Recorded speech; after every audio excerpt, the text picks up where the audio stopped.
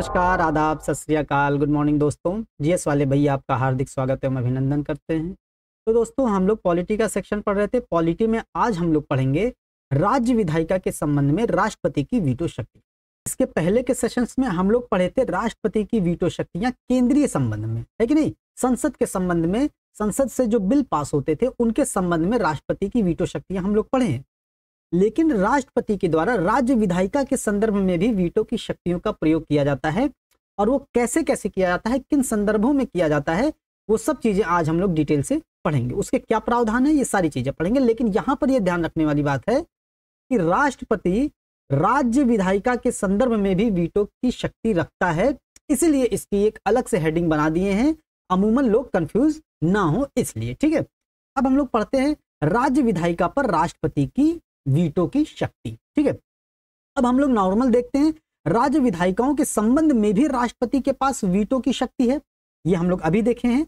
और राज्य विधायिका के द्वारा जो पारित कोई भी विधेयक होता है, वो विधेयक नियम बनता है। और नियम कब बनता है, जब राज्यपाल उसे अपनी स्वीकृति दे देते हैं। ये तो नॉर्मल होता है।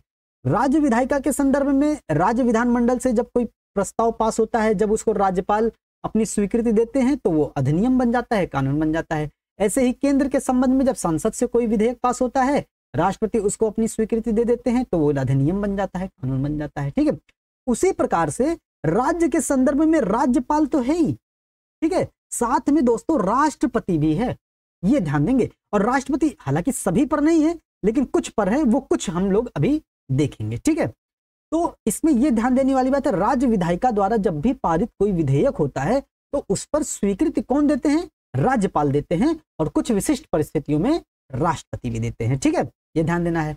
अब राष्ट्रपति उस संबंध में अपनी स्वीकृति देते हैं। अब कब देते हैं, जब कोई विधेयक राज्यपाल के द्वारा राष्ट्रपति के लिए आरक्षित कर लिया जाता है। ठीक है, अब ऐसे नहीं केंद्र में राष्ट्रपति बैठे हैं तो राज्य विधानमंडल का कोई भी प्रस्ताव पास हुआ, आरक्षित हो गया राष्ट्रपति के पास, ऐसा नहीं है।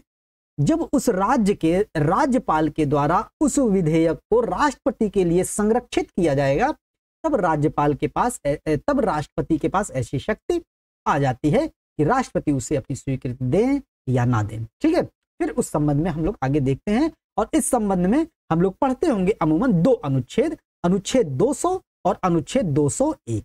और हम लोगों को इसमें कंफ्यूजन भी होता है। ठीक है, क्या होता है, आज सारा कंफ्यूजन इसमें दूर हो जाएगा। ठीक, तो हमको अनुच्छेद 200 देखना है, 200वां अनुच्छेद और अनुच्छेद 201वां। ठीक है, अब देखिए अनुच्छेद 200 क्या कहता है, जब भी कोई विधेयक राज्य विधायिका द्वारा पारित करके राज्यपाल के पास जाता है तो राज्यपाल के विचारार्थ उसकी स्वीकृति के लिए जाता है, तो राज्यपाल के पास 4 विकल्प होते हैं। यहां पर 4 विकल्प है दोस्तों राज्यपाल के पास। अच्छा, राष्ट्रपति के पास कितने विकल्प होते थे, 3 विकल्प। कौन कौन से 3 विकल्प राष्ट्रपति के पास होते थे, ये 3 प्रारंभ के 3 कौन कौन से। अगर कोई विधेयक राज्य विधानमंडल से पास होकर के जाता है राज्यपाल के पास, तो राज्यपाल उस पर अनुमति दे सकता है। ऐसे ही संसद से पास होकर के जाता था तो राष्ट्रपति उसे अनुमति दे सकता था। राज्यपाल अनुमति रोक सकता है, ऐसे ही राष्ट्रपति रोक सकता था।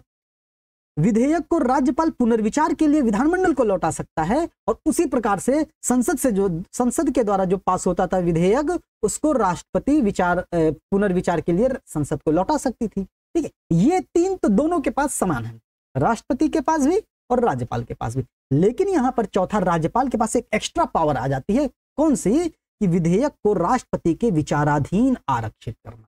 ठीक है, विचाराधीन आरक्षित करना। और कौन से ऐसे विधेयक को राष्ट्रपति के लिए आरक्षित करेगा, ऐसा विधेयक जो उच्च न्यायालय की शक्तियों को कमजोर करने के संदर्भ में होते हैं, ऐसे विधेयक को राज्यपाल राष्ट्रपति के लिए आरक्षित कर लेते हैं। ठीक है, ये चीज ध्यान देनी है हम लोगों को। अब यहां पर राष्ट्रपति और राज्यपाल में एक एक्स्ट्रा आ गया है राज्यपाल के पास। ठीक है, ये चीज ध्यान देनी है। अब देखिए, अब 200 और 201 में कंफ्यूजन होता है। अनुच्छेद 200 में सिर्फ यही चीज बताई गई है, राज्यपाल के पास राष्ट्रपति के विचाराधीन आरक्षित रखने के लिए कुछ शक्तियां हैं। ठीक है, ये चीज सिर्फ दी गई है। अब इसके बारे में प्रक्रिया क्या है, वो 201 में दी गई है। ठीक है, अब हम लोग अनुच्छेद 201 देखते हैं। ये हो गया अनुच्छेद 200 ऊपर वाला, अब ये हो गया अनुच्छेद 201। अब देखते हैं क्या है अनुच्छेद 201 में। जब कोई विधेयक राज्यपाल द्वारा राष्ट्रपति के विचारार्थ आरक्षित किया जाता है तो राष्ट्रपति के पास 3 विकल्प है। मतलब राष्ट्रपति के पास वहां भी 3 विकल्प, राष्ट्रपति के पास यहां भी 3 विकल्प, लेकिन यहां पर राज्यपाल के पास 4 विकल्प थे, ऊपर हम लोग देख चुके हैं। ठीक है, अब वो 3 विकल्प कौन कौन से हैं? राज्यपाल कोई विधेयक राष्ट्रपति के विचाराधीन आरक्षित करता है, मतलब राष्ट्रपति के लिए आरक्षित करता है, वो विधेयक राष्ट्रपति के पास गया। अब राष्ट्रपति क्या करेंगे? एक काम करेंगे, अनुमति दे सकते हैं। दूसरा क्या कर सकते हैं? अनुमति रोक सकते हैं, जैसे पहले भी कर सकते थे। तीसरा क्या कर सकते हैं? पुनर्विचार के लिए भेज सकते हैं। उसमें भी संसद के संदर्भ में भी पुनर्विचार के लिए भेजते थे, लेकिन यहां पर ध्यान देना है, संसद के संदर्भ में पुनर्विचार के लिए किसको भेजेंगे? संसद को भेजेंगे।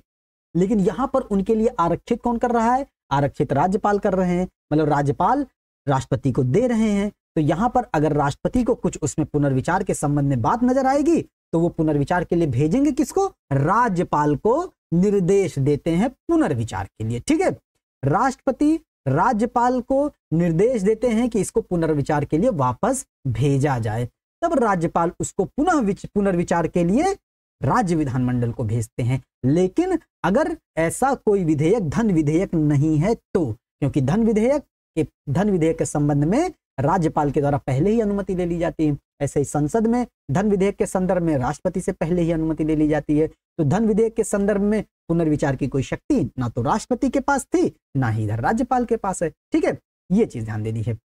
अब यहां पे हो गया है अनुच्छेद 201 का। अनुच्छेद 201 का इतना हमको ध्यान देना है, 3 शक्तियां हैं राष्ट्रपति के पास। मतलब 201 में विधेयक, 200 अनुच्छेद 200 में है विधेयकों को आरक्षित करना, राज्यपाल की शक्ति।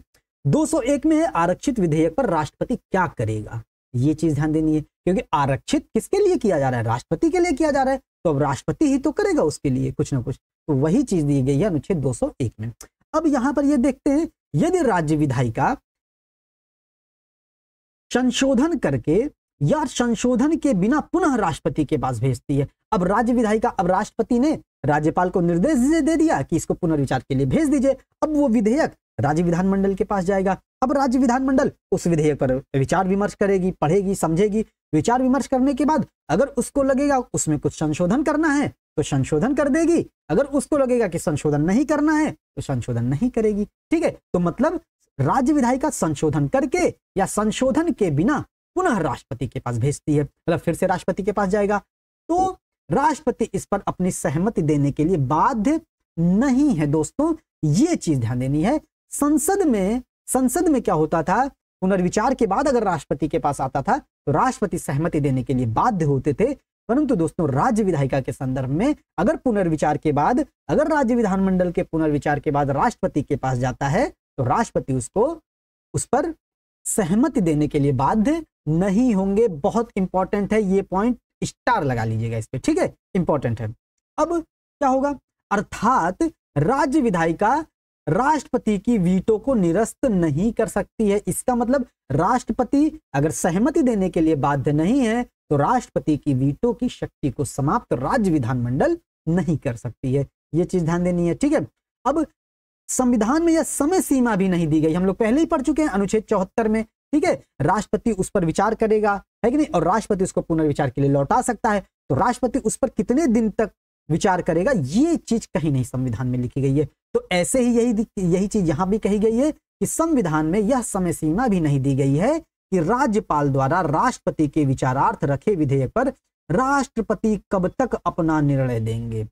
अगर देखिए, राज्यपाल द्वारा राष्ट्रपति के विचारार्थ रखे विधेयक पर राष्ट्रपति कब तक अपना निर्णय देंगे, इस पर जो है राष्ट्रपति पर कोई समय सीमा निर्धारित नहीं है दोस्तों। ठीक है, इसका मतलब ये निकल के आता है, अतः राष्ट्रपति राज्य विधेयकों पर अपना जेबी वीटो का प्रयोग कर सकते हैं। जेब में रख लें, ऐसा कहा जाता है कि जेब में रख लें और बता देंगे ना हाँ कर रहे हैं ना कर रहे हैं, बता रहे हैं, ऐसे ऐसे कहते रहेंगे। मतलब कोई समय सीमा निर्धारित नहीं है, इसीलिए जेबी वीटो आ जाता है अनुच्छेद 74(1) से। ठीक है, जेबी वीटो हमारे संविधान के डायरेक्ट अनुच्छेद 74(1) में नहीं है, लेकिन अनुच्छेद 74(1) के प्रावधान से निकल जाता है जेबी वीटो। जैसे डायरेक्ट वीटो की शक्तियां हमारे संविधान में नहीं है, लेकिन वीटो शब्द का प्रयोग नहीं है संविधान में, लेकिन अनुच्छेद 111 से हमारे संविधान में वीटो की शक्तियों की व्युत्पत्ति होती है। ऐसे ही हमको ये ध्यान देना है कि राष्ट्रपति राज्य विधेयकों के संदर्भ में अपने जेबी वीटो का प्रयोग कर सकता है, और अगर पुनर्विचार के बाद राज्य विधानमंडल भेजता है तो सहमति देने के लिए राष्ट्रपति बाध्य नहीं है दोस्तों। ठीक है, तो दोस्तों उम्मीद करते हैं आपको अनुच्छेद 200, अनुच्छेद 201 और राज्य विधायिका पर राष्ट्रपति की वीटो की शक्तियां आपको बहुत अच्छे से समझ में आ गई होंगी। उम्मीद करते हैं सेशन आपको पसंद आया होगा। सेशन में किसी प्रकार की कोई फालतू की बात नहीं होती है और आप लोगों को इसका पूरा पीडीएफ हम लोग अपने टेलीग्राम लिंक पर, जीएस वाले भैया के टेलीग्राम लिंक पर और व्हाट्सएप ग्रुप पर भेज देते हैं। आप लोग ज्वाइन हो सकते हैं, लिंक डिस्क्रिप्शन बॉक्स में दे दिया जाता है। तो दोस्तों उम्मीद करते हैं सेशन आपको पसंद आता होगा। सेशन को लाइक कीजिएगा, शेयर कीजिएगा, सब्सक्राइब कीजिएगा। जय हिंद, जय भारत।